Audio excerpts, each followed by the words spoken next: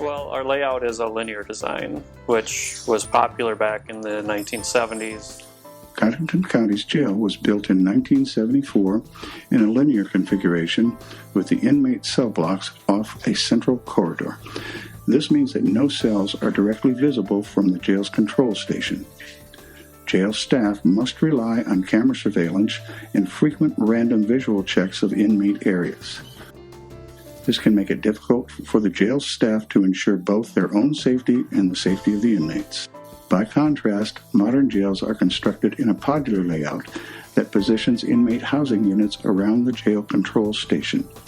Jail staff have an open view into each inmate unit through a wall of highly tempered one-way glass.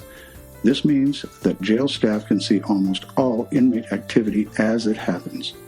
This constant surveillance is much safer for both inmates and jail staff.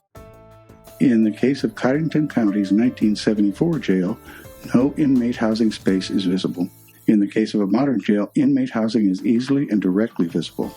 In addition to being configured unsafely, the Codington County Jail has become too small and cramped. Since the jail's construction in 1974, there have been several modifications to make use of all available space for inmate housing. Although there are 96 beds in the jail, this is inadequate because the jail now has inmate spaces that are too cramped or in spaces never intended for use as inmate housing. The jail population is frequently at or even above the capacity of our jail, and the jail population is projected to grow.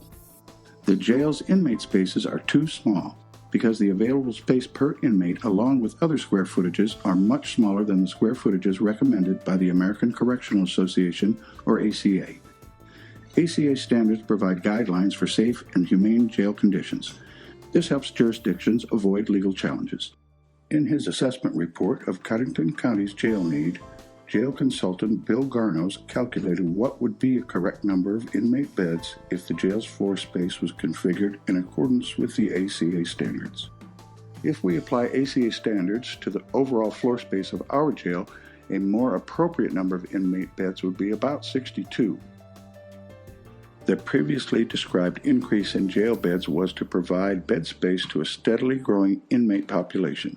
The average jail population for 1985 was about 21 inmates. In 2015, this average was just over 69 inmates. In 2016, the monthly average has been above 70 inmates. Such crowding makes it difficult to classify inmates. Classification of inmates allows for the grouping of inmates based on the level of security risk, gender, and other factors. According to the Bill Garnos Jail Assessment Report, the inmate population is likely to continue to grow. Over the next 20 years, a moderate estimate projects an average population from 90 to 100 inmates. To allow for spikes and the need to classify inmates, this means a need of about 120 inmate beds.